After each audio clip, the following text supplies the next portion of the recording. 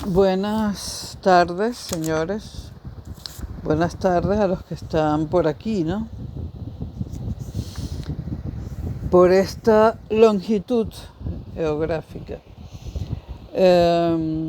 Lunes 7 de agosto del 2023 en Madrid, las 20:53, las 8:53 p.m.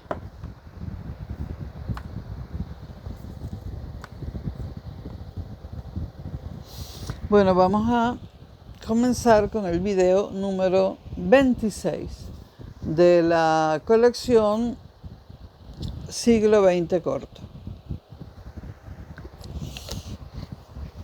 Aquí vamos a hablar de mundialización, que era como antes se llamaba la globalización. El término globalización se comenzó a usar en los años 90 del siglo pasado, o incluso a mediados de los 90.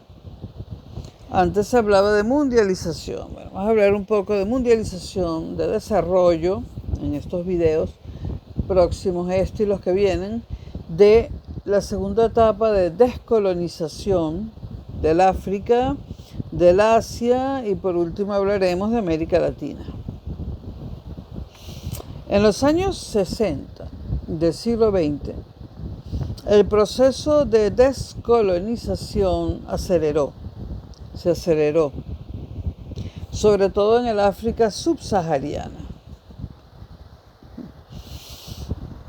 Muchos de los nuevos estados asiáticos y africanos independientes se mostraron críticos con la bipolarización del mundo, es decir, con la división capitalismo-comunismo, este-oeste, y se unieron al movimiento de países no alineados, un movimiento que tuvo mucha importancia hasta que cayó el régimen soviético.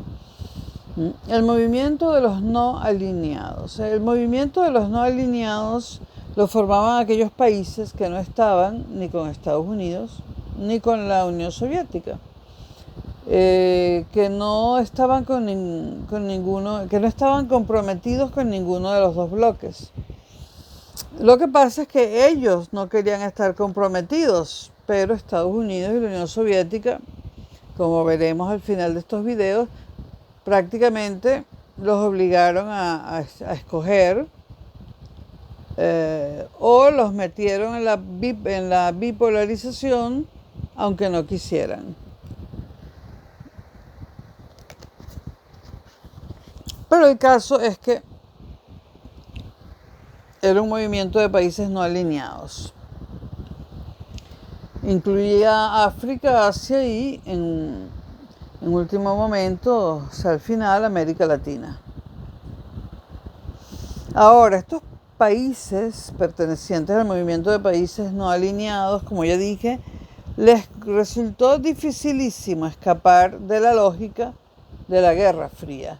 Repasemos, ¿a qué llamamos Guerra Fría? A ese enfrentamiento entre la Unión Soviética y Estados Unidos, en que no se atacaron militarmente el uno al otro, por eso se llama Guerra Fría, pero produjeron muchos conflictos localizados, calientes, guerras de verdad, y una gran tensión en el mundo desde 1947 hasta 1989. Perdón, 45 hasta el 89, casi 45 años de tensiones terribles. A nivel planetario.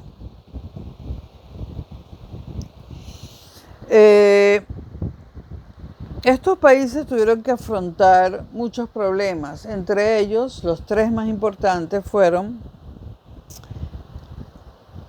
el legado colonial, o sea, tantos años siendo colonia, por supuesto, tú te vas, le das la independencia al país, pero queda mucho de lo que fue la colonia, queda el idioma, quedan costumbres, queda incluso mucha gente que no quería la independencia. Entonces, uno de los primeros problemas que tuvieron que enfrentar fue el legado colonial. El otro problema, el número 2, la nueva dependencia de las potencias del primer mundo, porque estos países eran pobres y sin el primer mundo no podían seguir adelante. Y en tercer lugar, las perversas dinámicas internas dentro de ellas, dentro de cada uno de esos países que llevaron a la mayoría a una espiral de subdesarrollo y dictadura. Internamente estaban compuestos a veces por etnias distintas o por ideologías distintas y terminaron muchos en dictaduras, en regímenes autoritarios y hasta en guerras civiles. Y eso sigue pasando en algunos de esos países hoy en día, en bastantes.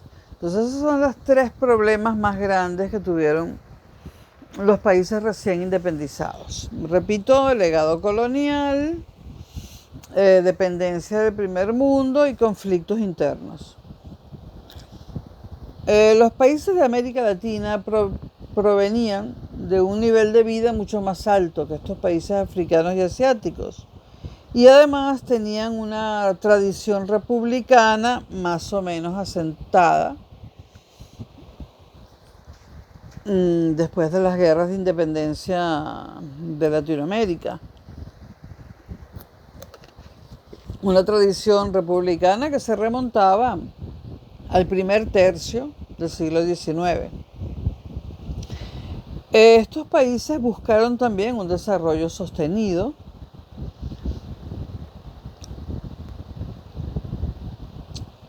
ahora, en estos países sucedieron 3 cosas. Desde la independencia de los países latinoamericanos hasta hoy en día, que siguen sucediendo. En primer momento, la intervención estatal, el Estado metido en todas partes. En segundo, y sobre todo en economía. En segundo lugar, el populismo, que es un concepto muy propio de América Latina y que habría que invertir un video entero explicándolo. Yo les remito a un libro que, a mi modo de ver, es el mejor libro que explica el populismo en América Latina. El autor es Aníbal Romero. Y el libro se llama La pobreza del populismo o algo así. La pobreza del populismo o algo así. Búsquenlo en Amazon. Y el tercer problema fue el autoritarismo, intervención estatal, en la economía sobre todo, populismo y autoritarismo. Y esto marcó, después de la Segunda Guerra Mundial, marcó a América Latina. Además, en esta etapa histórica de la región, sucedió la Revolución Cubana, y la Revolución Cubana, su triunfo, marcó a América Latina y, por supuesto, produjo una reacción norteamericana. Hablaremos de ello más adelante, en detalle.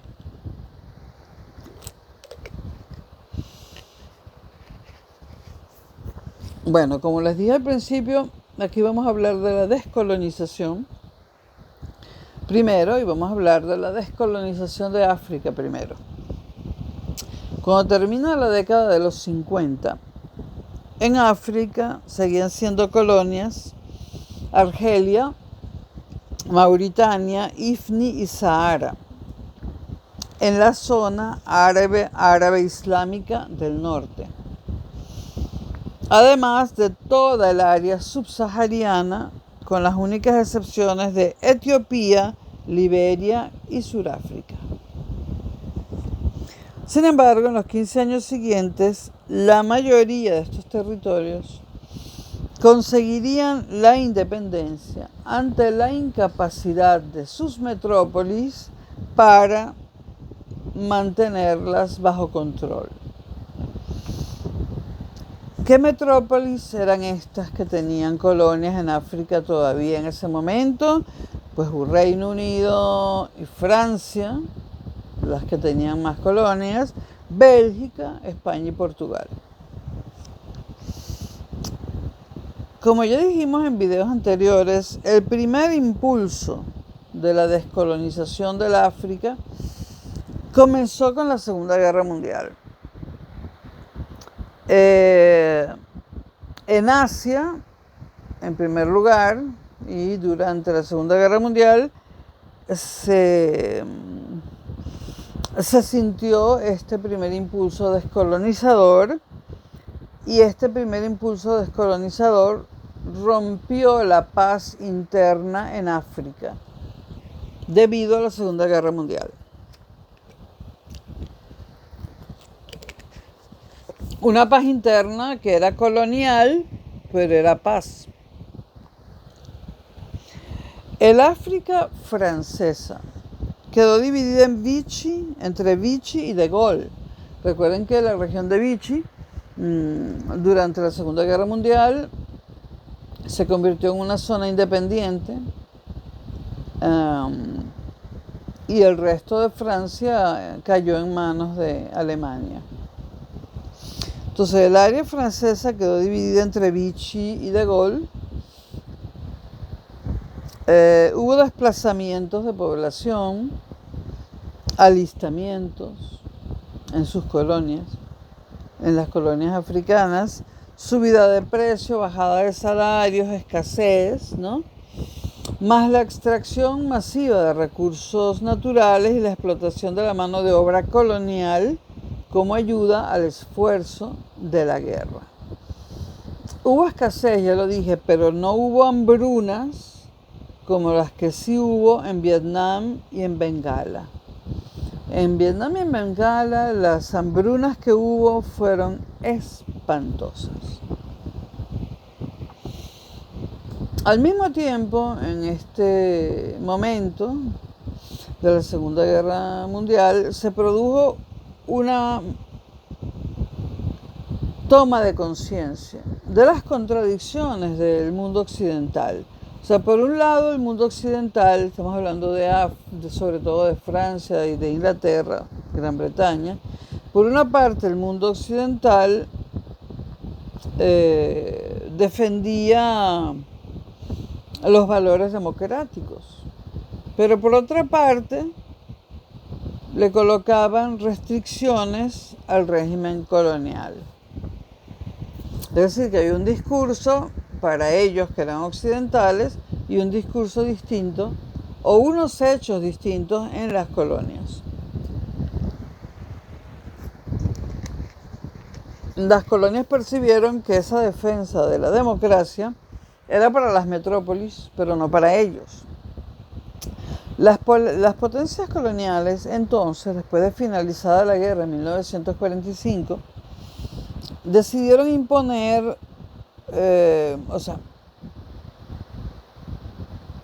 las potencias coloniales, después de la guerra, viendo que se estaba perdiendo la paz colonial, buscaron imponer una especie de segunda ocupación colonial de África.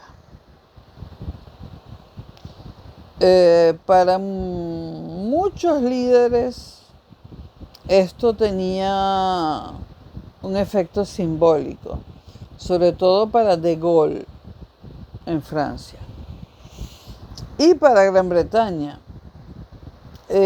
Solo la posesión de imperios coloniales podían mantener a Francia y a Gran Bretaña como dos grandes potencias mundiales después de la Segunda Guerra Mundial. Porque ya lo dijimos en videos anteriores, después de la Segunda Guerra Mundial,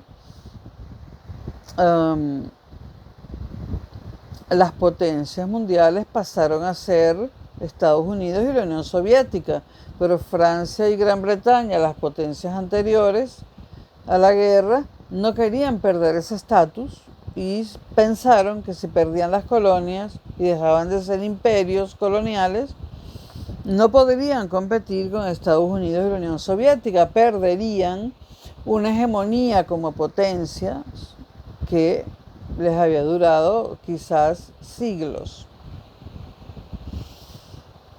Entonces lucharon por conservar el estatus de grandes potencias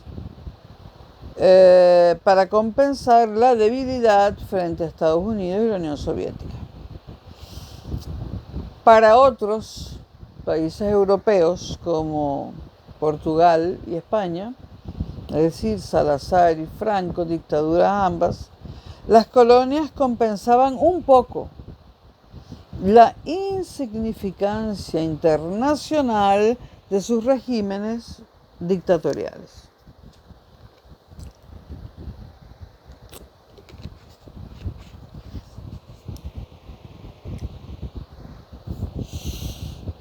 Todos compartían el objetivo, todos los países coloniales, todas las potencias coloniales, compartían el objetivo de explotar los recursos minerales y agrícolas coloniales para contribuir a la reconstrucción de las metrópolis después de la guerra. Los gobiernos aplicaron políticas de conciliación, los gobiernos de las potencias coloniales, y también de represión. Las dos, conciliación por un lado, represión por el otro, para mantener sus colonias. Por un lado, alimentaron las redes de patronazgo y clientelismo político con las élites coloniales conservadoras. En cada uno de estos países había, por decirlo así, una clase alta, elitesca, que colaboraba con las metrópolis. Entonces, siguieron las metrópolis ocupándose de que estas élites coloniales estuviesen contentas, ¿no? Trataron de ganarse a los más críticos con promesas de concesiones políticas y proyectos de desarrollo. Y acallaron a los anticolonialistas radicales con duras medidas de represión, bien sea con la policía colonial o con fuerzas especiales de las metrópolis. En unos pocos años, el costo político, humano y material de todas estas medidas encaminadas a retener las colonias resultó demasiado grande.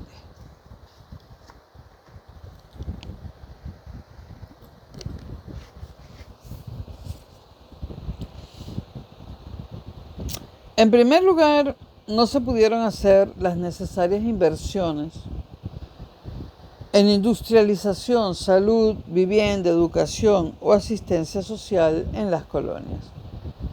Recuerden que Europa estaba destruida y si al mismo tiempo, si se tenía que afrontar al mismo tiempo la reconstrucción de Europa y en África, en las colonias, construir las infraestructuras, salud, vivienda, etcétera, no era posible, no había dinero para todo eso. Entonces, no pudieron hacer las inversiones necesarias que habían prometido a los líderes de los países coloniales en industrialización, salud, vivienda, educación o asistencia social. Casi siempre los recursos se destinaron a infraestructuras y programas que favorecían sobre todo la recuperación económica metropolitana, europea, ¿no? O a los grupos económicos con intereses en las colonias, es decir, a aquellas élites coloniales, no a las colonias en general, a las élites que tenían esas colonias. En segundo lugar, el persistente racismo colonial puso en evidencia las limitaciones de las nuevas políticas liberalizadoras, sobre todo en aquellos territorios donde la población de colonos blancos era más numerosa que en otras colonias y se resistía a eliminar las restricciones que discriminaban a los súbditos de color, como sucedió en Kenia, Angola y Argelia. Paralelamente, teníamos movimientos nacionalistas en África, que empezaron a mostrarse mucho más activos. Organizaron partidos políticos, sindicatos y plataformas de movilización. Cobró una nueva fuerza, y esto es importante, este fenómeno, el panafricanismo, es decir, la preocupación de todos los países africanos, los unos por los otros, el tratar de unirse entre ellos para progresar y para independizarse. El panafricanismo. Este fenómeno se había apagado, digamos, con la Segunda Guerra Mundial, pero surgió de nuevo y celebró su 5º congreso en 1945 en la ciudad británica de Manchester. Los líderes nacionalistas tomaron conciencia de la problemática común del continente africano, la necesidad de movilizar a los africanos contra el fenómeno de la explotación colonial y evitar que el continente fuera dividido en múltiples estados frágiles y rivales entre sí, cosa que yo diría, esto es un comentario personal, no lograron. O sea, los africanos nacionalistas no lograron que Europa dividiera a África en países pequeños y por lo tanto más fáciles de dominar.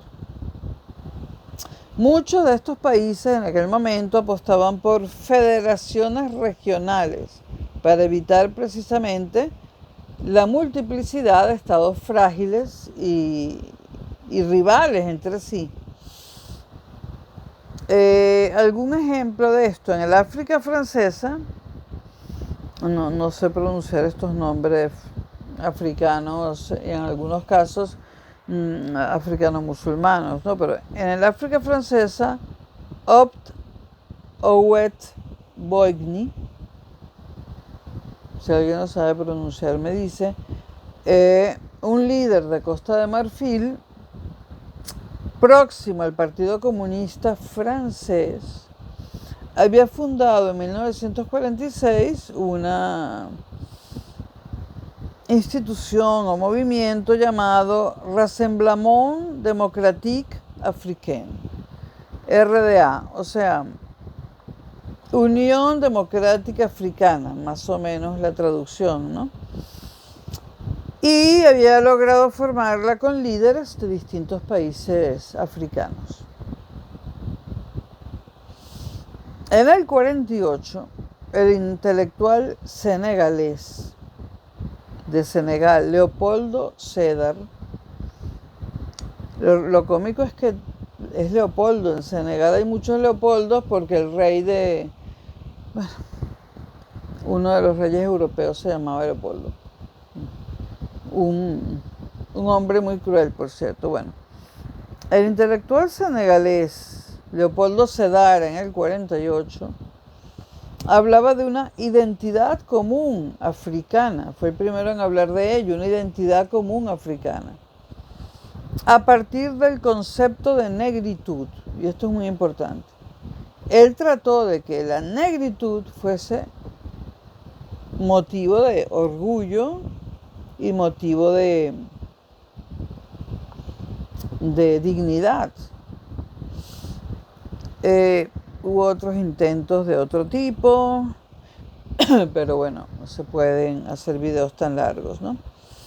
Algunos dirigentes africanos, sobre todo la élite educada en las metrópolis, porque las élites mandaban a sus hijos con permiso de Francia, Inglaterra, Bélgica, etc., a estudiar a Londres o a París, pero sobre todo a Londres. Entonces, algunos dirigentes, sobre todo la élite educada en las metrópolis, valoraron las promesas de la Federación de la Cuarta República Francesa. o el modelo de los dominios británicos, que consistía en estados soberanos autónomos dentro del Imperio Británico y la Commonwealth. La Commonwealth, como todo el mundo sabe, sigue existiendo, ¿no? Sin ella, pienso yo, Reino Unido no se hubiera salido de la Unión Europea. Pero lo que pasa es que tiene la Commonwealth. Y fuera de la Commonwealth, el Reino Unido todavía tiene muchos países que, si bien son independientes, están bajo su influencia. Otros líderes vieron en el comunismo una ideología atractiva y elaboraron propuestas de socialismo africano, tomando elementos de la tradición local. Sin embargo, la ideología de mayor poder de movilización en África fue el nacionalismo y su modelo de Estado-nación, algo totalmente tomado de Europa, ¿no? Sobre todo de la Europa occidental, pero también del centro de Europa. Otro actor en este proceso de descolonización fue la ONU, la Organización de las Naciones Unidas. Inicialmente, su carta solo recomendaba a las potencias imperiales el desarrollo del autogobierno para sus colonias. Pero posteriormente, a partir de 1960, la ONU exigió a las metrópolis cumplir el capítulo 11 de la Carta sobre Territorios No Autónomos, la obligación de tener en cuenta los intereses de la población autóctona. A partir de este momento, la presión constante de los países latinoamericanos, árabes, asiáticos, todos con pasado colonial, y socialistas, forzó a las potencias coloniales a acelerar el proceso de descolonización que tenían pendiente.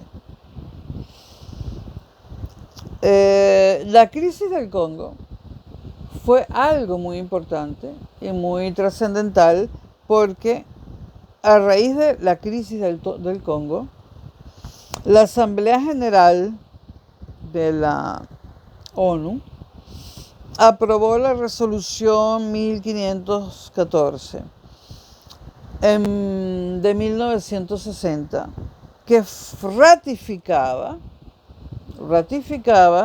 el derecho de autodeterminación de los pueblos. Fue la primera vez en la historia en la que escuchamos esa expresión. El derecho de autodeterminación de los pueblos, que es una expresión que ahora se utiliza todo el tiempo y todos los días, ¿no? Pero es una expresión que en aquel momento era nueva y que surge en el año 1960. El derecho a la autodeterminación de los pueblos. Y denunciaba el imperialismo como obstáculo para la paz dentro de los pueblos colonizados.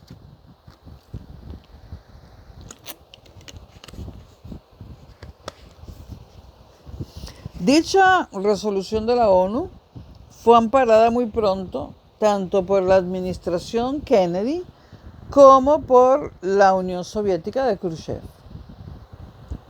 Las dos superpotencias rivalizaron desde ese momento en su carrera por atraerse a los nuevos países africanos salidos de la descolonización. Es decir, tanto Estados Unidos como la Unión Soviética querían la descolonización del África y del Asia para ellos ponerse en marcha y colonizarlos ellos de manera más sutil, es decir, sin ocupar el territorio.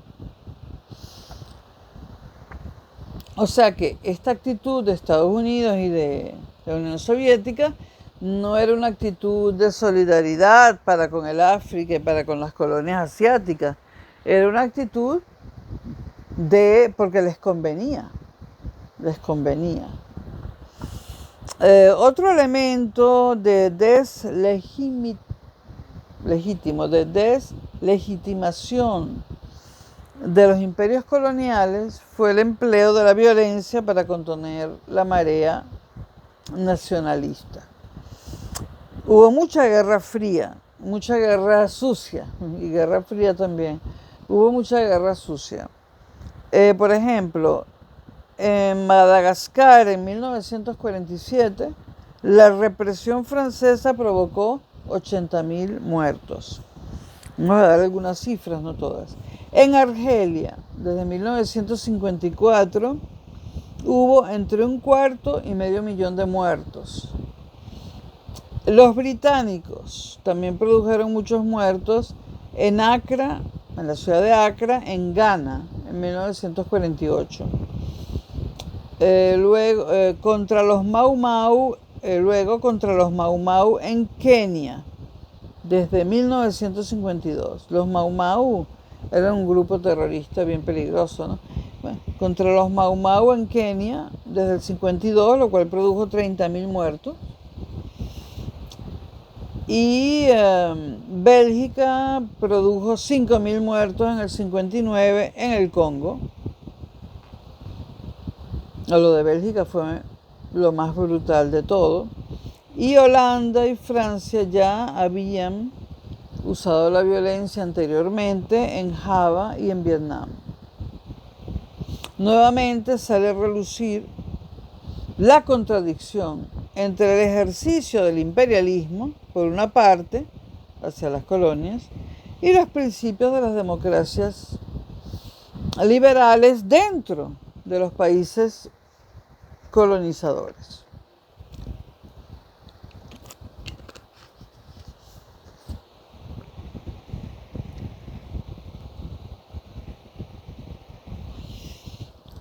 Voy a tratar de hacer videos más cortos para que no se aburran. Entonces, en torno a 1960, de nuevo, se aceleraría el proceso de descolonización del África subsahariana. Y esto se consumó con traspasos de poder pacíficos porque coincidieron varios factores. En primer lugar, el creciente peso de una opinión pública internacional hostil al colonialismo, sobre todo al apartheid, y mucho más sensible a la defensa de los derechos humanos.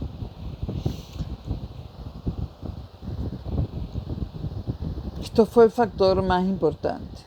Esta deslegitimación por parte de los demás países hacia los países que todavía tenían colonias.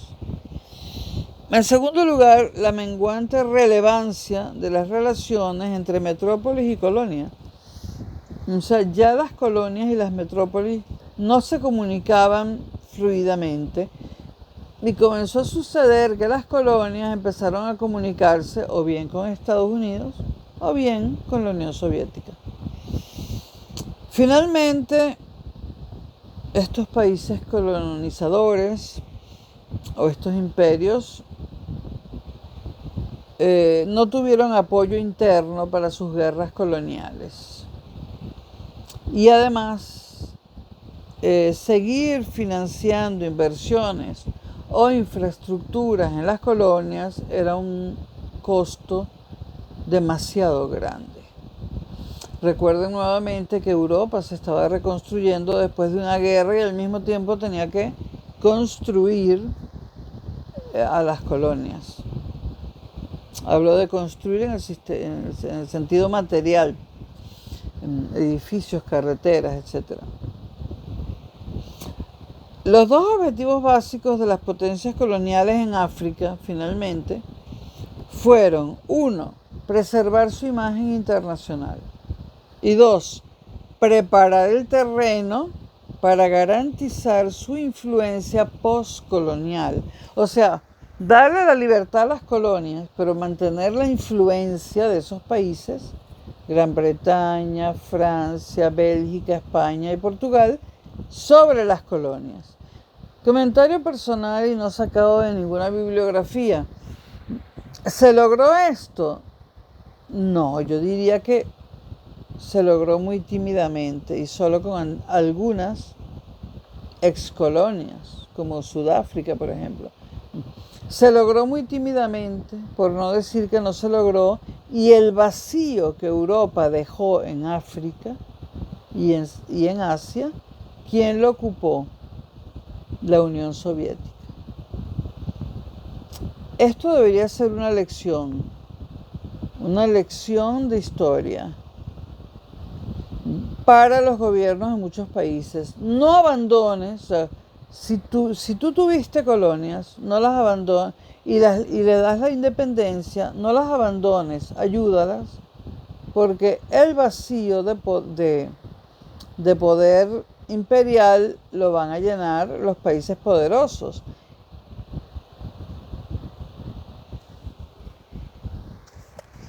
Y no solo eso, al salir Europa de África y de Asia, tanto Asia como la Unión Soviética intentaron apoderarse de esos países, pero el problema más grave fue el de los países árabes de Asia. ¿Qué tenemos hoy en día en África? Regímenes islámicos, algunos de ellos dictaduras horripilantes. ¿Qué era mejor? ¿Que fuera una colonia francesa o un territorio donde el extremismo islámico hace lo que le da la gana? Y además usa esos territorios africanos para entrenar a sus terroristas. Y ahora un comentario personal, porque soy hispano-venezolana. Otro comentario personal más. Vengo diciendo desde hace años que Venezuela no debería ser olvidada ni por Estados Unidos ni por Europa, que la tienen bloqueada económicamente, porque ese vacío lo está llenando la China, lo está llenando Irán, lo está llenando Rusia y cosas peores. Lo voy a dejar hasta aquí porque esto es como una introducción a la descolonización parte 2. La parte 1 está en los videos anteriores. Y en el próximo video hablaremos de la descolonización de África. Nos vemos enseguida.